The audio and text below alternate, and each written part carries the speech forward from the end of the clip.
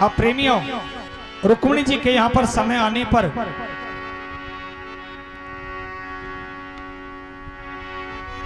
रुक्मिणी के साथ प्रभु का प्रथम विवाह है। ए राजन परीक्षित,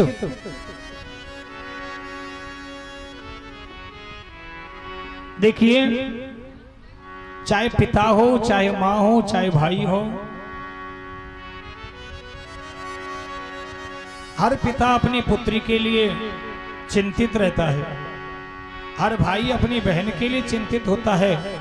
लेकिन राजन परीक्षित, सबका भाग्य नियत है। ये प्रभु की बड़ी विडंबना है, क्योंकि किसी बहन को, किसी कन्या को सुयोग्य पति मिलना ये भी प्रभु के अधीन है।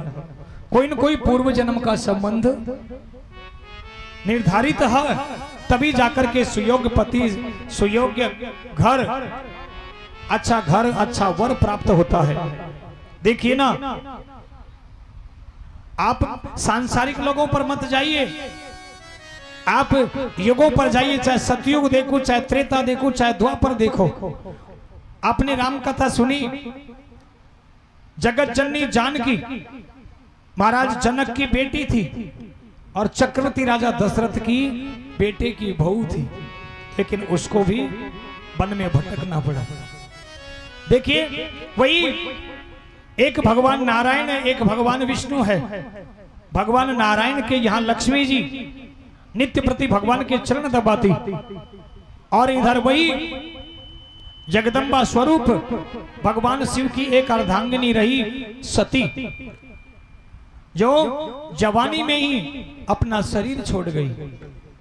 कोई पुत्र पुत्री, कोई संतान तक भी नहीं हुई, लेकिन भूल हुई और उस शरीर को छोड़ा, और दूसरे जन्म में वही सती ने पार्वती के रूप में जन्म लेकर के भगवान की वो अर्धांगिनी, वो प्रिय बनी, जो भगवान के साथ अपार प्रेम और अपार रिश्ता बन गया है। तो ये बड़ी विडंबना है, लेकिन फिर भी पिताओं को तो चिंता रहती है हर बेटी की। हाँ, कोई सा भी पिता हो, माता पिता को चिंता रहती है। अच्छा,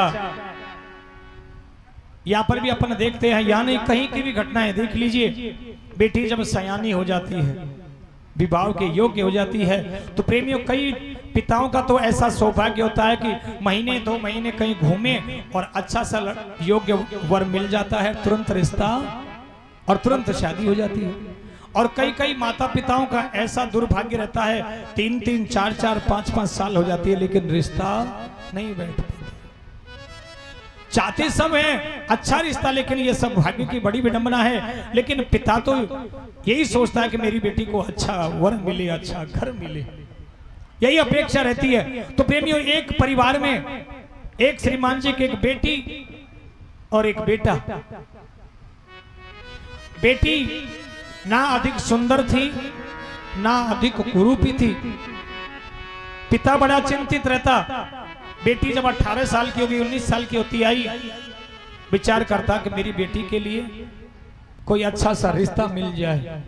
अब पिता जैसे ही कोई लड़का देख करके आए, लड़के वालों को प्रस्ताव भी दे कि महाराज आप लड़की को देखने तो आओ, तो लड़की को देखने वाले भी आते, लेकिन नाश्ता पानी कर करा करके ही चले जाते।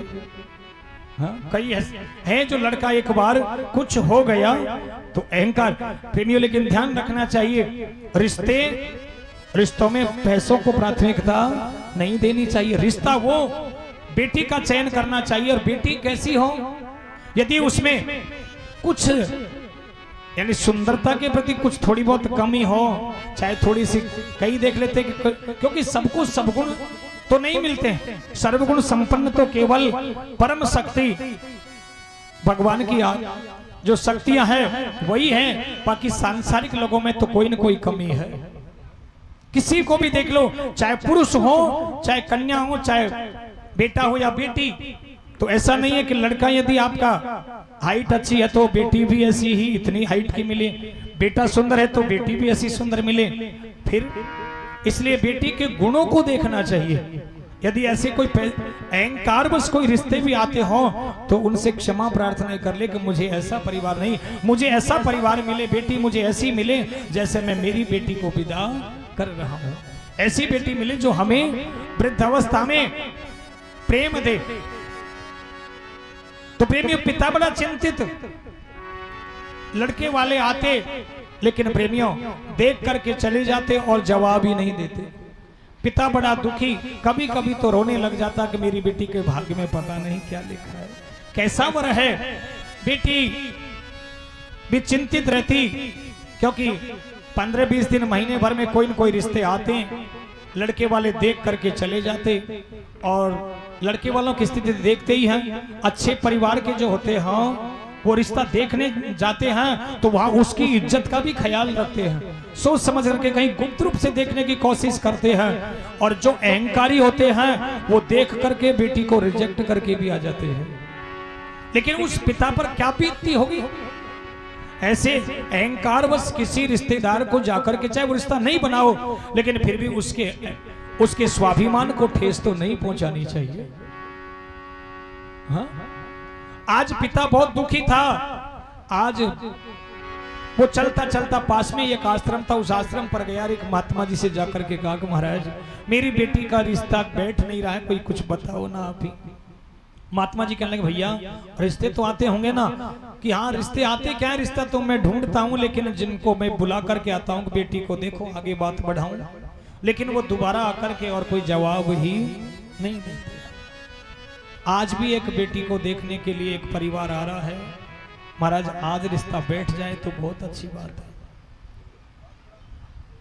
तो महात्मा जी कहने लगे भैया ये कोई जरूरी नहीं है, हो सकता है आज भी रिश्ता नहीं बैठे, लेकिन जो समझ अब तक जो तेरे लिए रिश्ते नहीं बैठ रहे थे वो हो सकता है तेरी बेटी का सौभाग्य हो, वो रिश्ते इसके लायक थे ही नहीं, कोई अच्छा रिश्ता बैठने के लिए ही ऐसा हो रहा हो, या फिर पता नहीं अच्छे रिश्ते बेटी का भाग्य दुर्भाग्य हो तो अच्छे रिश्ते टल गए और बुरा रिश्ता भी आ सकता है। इसलिए पर भगवान पर विश्वास रख, जरूर अच्छा रिश्ता मिलेगा। और प्रेमियों ये घर चले गया। अब बेटे वाले आ गए। बेटे वाले आए तो साहब जो ससुर बन रहा है वो भी आ गया, सास आ गई, ननद आ गई, ननदोई आ गया, देवर भी आ गया। आकर के बैठ गए, नाश्ता पानी बेटी ले करके कमरे में कक्ष में गई और कुर्सी पर बेटी को भी बैठने के लिए कह दिया। अब तो बेटी से प्रश्न चालू हो गए। पहले तो पिता ही पूछने लगा अच्छा बेटी कहां तक पढ़ाई करी है। बेटी ने बताया कि एमए कर रखा है, बीएड कर रखा है। अच्छा कौन सा सब्जेक्ट है? हिस्ट्री है, पॉलिटिकल है, ज्योग्राफी है, कौन कौन से सब्जेक्ट है? अच्छा कितनी परसेंट रही? दुनिया भर के प्रश्न तो पिता नहीं कर लिए। फिर माँ की बारी आई, माँ पूछने लगी रोटी बनाना जानती है? अच्छा सब्जी सब बना लेती है, झोल की, अच्छा और बाजरे की बना लेती है, मक्के की बना लेती है। बेटी सोची कि मैं परीक्षा देती देती हैरान हो गई। हाँ तो ये जो भी कहेंगे सबकी हाँ करनी है। वो कहती गई हाँ बना लेती हूँ, बाजरे की हाँ बना लेती हूँ, मक्के की हाँ बना लेती हूँ। अच्छा अब ननद बाई का नंबर आ गया। ननद पूछने लगी अच्छा सिलाई जानती है? हाँ जानती हूँ। बुनाई स्वेटर वगैरह बुन लेती है? हाँ। आचार बनाना? कि हाँ। कि कैरी का? कि हाँ। कैर का, हल्दी का, सिंगरी का, 10 आचार, जितने आचार खाए उसने सब का नाम। वो कहती गई हाँ हाँ हाँ। सबने पूछ लिया। अब प्रेमियों जो ससुर बनने वाला था वो कहने लगा बेटी के पिता से कि साहब मेरा बेटा भी बात करेगा। ठीक है सब। वो सब के सब बाहर हो गए और उस कमरे में केवल वो बेटी और जो उसका श्रीमान जी बनने वाले थे वो दोनों की कुर्सियां लग गई। और जैसे ही अब बेटा सोचे मेरे पिताजी ने इतने प्रश्न कर लिए, माँ ने पूछ लिया, बहन ने, बहनोई ने, सबने पूछ लिया, मैं क्या पूछूं? कुछ बचा ही नहीं। तो उसको और तो कुछ सूझी नहीं और वो कहने लगा अच्छा आपको नाचना आता है?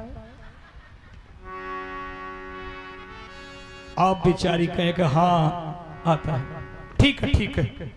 अब जैसे ही वो जाने लगा और वो कहने लगा बैठो यहीं पर, कि क्यों, तुम्हारे पिताजी को और माँ को सबको बुला लो। उनको जैसे ही बुलाया सबको, खुद के पिता माँ वो भी आ गए। पिता सोचे कि क्या हुआ बेटी को, बेटी क्या बात है? नहीं पिताजी कुछ नहीं है। देखो पिताजी सब इकट्ठे हो गए। इनके पिताश्री ने मेरे से 20 प्रश्न पूछ लिए। इनकी माँ ने पूछे, इनकी बहन ने पूछे, इनके भाई ने पूछे, इनके जीजाजी ने पूछे, और इन श्रीमान जी ने भी मेरे से प्रश्न पूछा। एक प्रश्न मैं भी तो पूछ सकती हूँ। अच्छा बेटी किससे? कि जिसके साथ मुझे जिंदगी गुजारनी है। अच्छा, तो सभी के सामने अपने जो होने वाला पति था उसी से पूछ लिया।